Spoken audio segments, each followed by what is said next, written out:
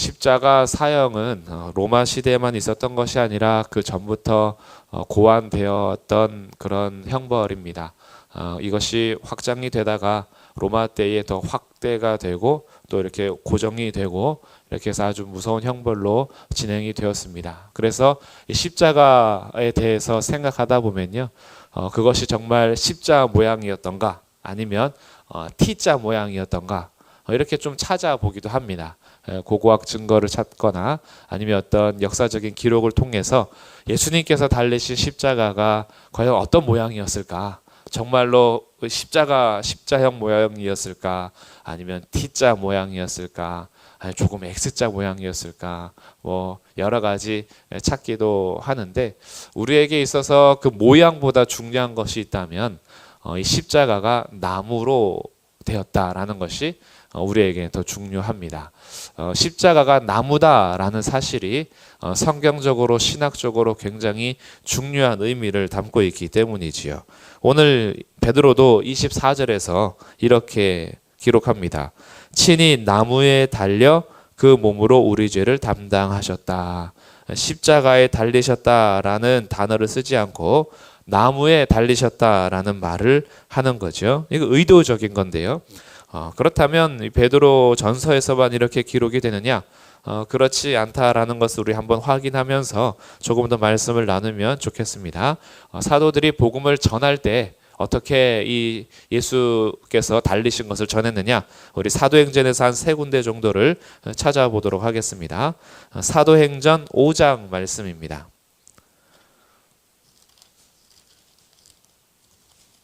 사도행전 5장 29절과 30절 말씀. 사도들이 예수를 전하다가 붙잡혀서 끌려가서 공회 앞에 섰을 때에 말하는 대답인데요. 사도행전 5장 29절 30절을 함께 읽겠습니다. 시작. 베드로와 사도들이 대답하여 이르되 사람보다 하나님께 순종하는 것이 마땅하니라.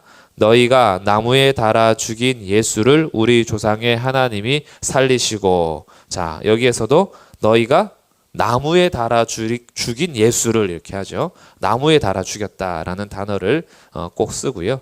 10장 39절 보겠습니다. 10장 39절. 사도행전 10장은 베드로가 고넬료의 초청을 받아서 하나님의 보내심 따라서 그 고넬료의 집에서 설교하는 장면입니다. 그래서 사도행전 10장 39절 같이 또 읽어보겠습니다. 시작. 우리는 유대인의 땅과 예루살렘에서 그가 행하신 모든 일의 증인이라. 그를 그들이 나무에 달아 죽였으나. 고넬료의 집에서 예수님을 전할 때에도 나무에 달아 죽였다라는 말을 하죠. 그럼 이제 베드로만 그렇게 사용을 하느냐? 바울도 선교를 떠나면서 성령의 보내심을 따라서 바나바와 함께 구별되어서 떠나죠. 그 떠나서 설교할 때에도 이렇게 얘기합니다. 13장 29절. 바울과 바나바가 비시디 안디옥에 도착해서 설교할 때 복음을 전할 때 하는 말이에요. 13장 29절 읽어보겠습니다. 시작. 성경에 그를 가리켜 기록한 말씀을 다 응하게 한 것이라. 후에 나무에서 내려다가 무덤에 두었으나. 나무에서 내렸다라는 또 나무라는 단어를 쓰지요. 그러니까 이들이 28절에 보니까 죽일 죄를 하나도 찾지 못하였으나 빌라도에게 죽여달라 하였으니, 빌라도에게 죽여달라 할 때에는 십자가에 못 박으소서, 십자가에 못 박으소서 그 외침이죠. 그런데 특별히 십자가라고 또 안 하고 29절에 나무에서 내려다가 무덤에 두었다 이렇게 기록을 하고 있습니다. 그럼 이 나무에 달렸다 이것이요, 신학적이고 성경적으로 어떤 의도가 있기 때문에 굳이 이 나무라는 단어를 쓰는 거예요. 물론 십자가란 단어는 안 쓰냐? 그렇지 않습니다. 십자가란 단어도 쓰는데 오늘은 특별히 왜 십자가를 어떤 장면에서는 나무로 꼭 굳이 얘기하느냐? 이것을 이제 찾기 위함이죠. 그러면 나무로 설교하고 나무로 전달하는 이유를 유대인들이 가지고 있었던 율법에서 이제 그 의미를 찾게 됩니다. 유대인들에게 복음을 전할 때에 이 나무라는 단어 자체가 주는 의미가 있기 때문이에요. 나무에 달렸다라는 것이, 이것을 기록된 장면이 신명기 21장 장면입니다. 신명기 21장 23절, 22절, 23절인데요. 이것은 아마 종종 들어보셨을 그런 말씀입니다. 신명기 21장 22절과 23절에서 나무에 달린 것이 무슨 의미인지 두 가지를 찾을 수가 있어요. 같이 또 제가 한번 읽어볼 테니까 어떤 의미가 있는지 생각하시면서 들어보시면 좋겠습니다. 사람이 만일 죽을 죄를 범함으로 내가 그를 죽여 나무 위에 달거든 그 시체를 나무 위에 밤새도록 두지 말고 그날에 장사하여 내 하나님 여호와께서 내게 기업으로 주시는 땅을 더럽히지 말라. 나무에 달린 자는 하나님께 저주를 받았음이니라. 자, 나무에 달 때에 이 두 가지의 의미가 있는데, 먼저 첫 번째는 22절에 죽을 죄를 범함으로 그를 죽여 나무 위에 달거든. 죽을 죄를 범했을 때에 나무 위에 달린다. 이 첫 번째 의미예요. 두 번째는 23절 끝에 나무에 달린 자는 하나님께 저주를 받았다. 이 두 번째 의미입니다. 그러니까 나무에 달렸다라는 것은 유대인들에게 있어서 두 가지 의미가 확실하게 다가와요. 나무에 달렸다라는 것은 첫 번째 죽을 죄를 범했다라는 것이고, 두 번째는 하나님께 저주를 받았다라는 뜻인 거죠. 그러니 너희가 예수를 나무에 달았다라고 할 때는요, 이들이 나무에 달았다라는 것 자체가 자기의 생각 속에서 죽을 죄를 범한 거고 하나님께 저주를 받았다라는 의미가 다가오는 겁니다. 그래서 예수가 나무에 달리셨다라는 것을 의도적으로 사용을 해요. 그럼 다시 오늘 본문으로 와서 베드로전서 2장에서 이렇게 얘기합니다. 그렇다면 과연 예수님께서는 왜 나무에 달리셨는가 이거죠. 예수님이 과연 죽을 만한 죄를 지었는가? 베드로전서 2장 22절과 23절에 베드로는 이렇게 기록합니다. 그는 죄를 범하지 않았다. 예수님은 죽을 죄를 범하지 않았어요. 그 입에 오히려 거짓도 없고요. 욕을 당하시되 맞대어 욕하지 않으시고요. 고난을 당하시지만 위협하지 않고요. 오직 공의로 심판하시는 이에게 자기를 부탁했습니다. 그러니까 예수님께서는 죽을 죄를 범해서 나무에 달린 게 아니다라고 선언을 하죠. 그러면 왜 예수님이 나무에 달리셨는가? 24절에 친히 나무에 달려 그 몸으로 우리 죄를 담당하셨으니, 예수님께서 나무에 달리신 이유는 우리가 죽을 죄를 범했기 때문에 우리 죄를 담당하신 것이다. 이것을 밝혀주고 있어요. 그래서 예수님께서 우리가 죽음의 형벌을 받아야 되는 나무에 달리신 거죠. 그리고 이제 두 번째 의미, 우리가 받아야 될 하나님의 저주를 예수님이 몸소 받으신 겁니다. 그러니까 예수님께서는 나무에 달리신 이 두 가지 율법의 의미를 사실은 우리 때문에 당하신 거죠. 이것을 우리가 확인을 하는 겁니다. 그래서 십자가에 달리신 예수가 확실한데, 여기에서 나무에 달린 예수라고 할 때 주는 의미가 확 다가오는 거죠. 이거구나. 나무에 달리셨다라는 것은 굉장히 거리끼는 것이거든요. 왜냐하면 유대인들의 입장에서는 자기를 구원하러 오신 예수라는 자가 하나님께 저주를 받은 나무, 정말 그리고 죽을 죄를 범하여서 달리는 그 나무에 달렸다라는 것 자체가 용납이 안 되는 거예요. 받아들일 수가 없는 거죠. 그러니 십자가의 도를 전하고 나무에 달리신 예수의 복음을 증거하는 것이요, 그들에게는 그렇게 불편할 수가 없는 겁니다. 우리를 구원하러 오실 메시아면 하나님께 복을 받아도 모자랄 판에 하나님께 저주를 받은 자가 어떻게 우리의 구원자가 될 수 있냐 이거죠. 차라리 거기에서 내려오라는 거예요. 거기에서 내려오면 믿겠다라는 거죠. 그런데 오히려 높이 솟았습니다. 인자가 들린 거죠. 노뱀이 들린 것처럼.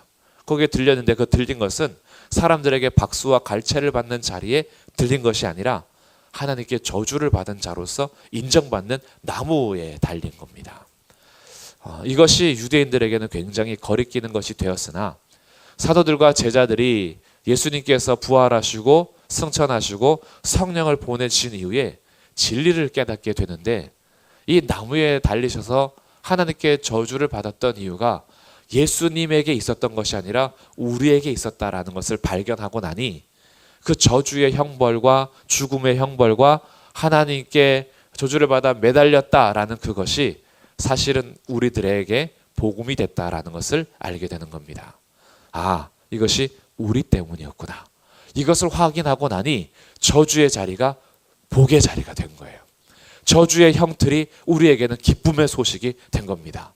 그러니까 사실은 이 사형틀은 박수 칠 게 아니었는데, 우리들은 여기에서 구원을 이루신 하나님의 사랑과 계획과 하나님의 이 실행을 보니까 우리는 그 십자가가 우리의 죄를 구원하신 은혜로 인하여서 박수치게 되는 거고 감사하게 되는 거죠. 그래서 복음을 전할 때 나무에 달린 예수를 증거하게 됩니다. 십자가에 달리신 예수님이 나무에 달리신 예수님으로 소개가 되면서 이 두 가지 의미를 정확하게 얘기해 주는 거죠. 나무에 달렸다라고 할 때 우리가 몇 명의 인물을 생각해 볼 수 있는데, 그 중에서 가장 우리의 마음 속 시원한 사람이 한 명 있습니다. 에스더 시대에 달렸던 사람인데요. 하만이라는 사람. 하만이 모르드게를 나무에 달아 죽이려고 세워놨다가 오히려 자기가 세운 나무에 달리죠. 그래서 우리 속이 시원해져요. 유대인들을 다 죽이려고 계획했다가 오히려 자기가 나무에 달렸습니다. 하나님께 저주를 받은 자로. 그때는 우리 속이 시원한데, 하만이 달렸던 그 나무의 자리에 예수님도 나무에 달렸다라는 것이 사실은 우리가 이해하기 어려운 하나님의 계획인 거죠. 어떻게 하만과 예수님께서 같은 나무에 달려 돌아가시냐 이거죠. 근데 그 이유가 하만은 하만의 죄 때문에 그런 거지만 예수님은 우리 죄를 담당하셨다라는 것으로 복음을 전하고 있어요. 그래서 십자가가 나무로 기록된 것입니다. 그래서 24절에 그렇게 해서 어떻게 됐느냐, 두 번째 줄에 우리로 죄에 대하여 죽고 의에 대하여 살게 하려 하셨다. 우리가 이제는 죄에 대해서 죽었습니다. 의에 대해서는 살게 되었습니다. 왜? 우리가 받아야 될 죽음의 형벌을 예수님께서 담당하셨기 때문에, 우리가 받아야 될 저주를 예수님께서 당하셨기 때문에 이제는 우리는 죄의 종노릇 하지 않고 죄에 대하여는 죽었습니다. 우리는 이제 의의 종이 되면서 의에 대하여서는 살게 되었습니다. 이것이 우리로 하여금 이해할 수 없는 하나님의 사랑이지요. 사실은 예수님께서요, 부족함이 없으십니다. 삼위일체 하나님께서, 아버지 하나님과 아들의 하나님이 교제하는 그 교제는 그 어떤 것도 방해할 수가 없고요. 그 삼위일체 하나님이 누리는 영원한 기쁨과 영광은요, 그 어떤 것으로도 바꿀 수도 없어요. 아버지 하나님과 아들 하나님의 그 친밀함은요, 어떤 것으로도 대신할 수가 없어요. 사실은 포기할 수도 없고요. 그런데 예수님께서, 영원한 예수님께서 이 땅에 오셔서 하나님과의 관계가 딱 단절이 됩니다. 그리고 그 관계를 끊어버리세요. 도저히 어떤 것도 바꿀 수 없었는데 자기 백성들을 사기 위해서, 죄를 속량하고 용서하기 위해서 아버지 하나님과 아들 하나님이 끊어지는 거죠. 아들 하나님이 저주를 당하십니다. 하나님께로부터 저주를 당하시고 죽음의 형벌을 당하십니다. 그 이유는 바로 나 때문이었습니다. 그 어떤 누구도 아니고, 세상의 그 찬란한 것이 정말 그 어떤 피조물도 아니고, 예수님께서 이 땅에 오셔서 하나님께로부터 저주를 받았던 유일한 이유는 바로 나 때문이었던 거죠. 우리를 사기 위해서 나무에 달려 마지막 피 한 방울까지 흘리신 겁니다. 하나님께 저주를 받은 그 자리에 예수님이 달리신 거죠. 그래서 오늘도 우리는 알게 됩니다. 기꺼이 저주를 받으신 예수님 때문에 우리는 죄에 대하여 죽고 의에 대하여 살게 되었습니다. 그가 채찍에 맞음으로 우리는 나음을 얻었습니다. 이게 주님께서 이 땅에 오셔서 나무에 달리신 이유입니다. 내가 있어야 할 나무에, 내가 달려야 할 나무에 예수님이 달리셨다라는 사실, 그것을 생각하시면서 오늘도 이 십자가의 은혜, 나무에 달리신 예수님의 은혜가 얼마나 큰지 마음에 새기시고, 나를 대신하여 달리셔서 나를 사셨다라는 그 은혜 속에 하나님 앞에 감사하시고 그 예수님의 이름으로 오늘도 기도하시면서 아버지 하나님의 사랑을 충분히 누리시는 그런 새벽이 되기를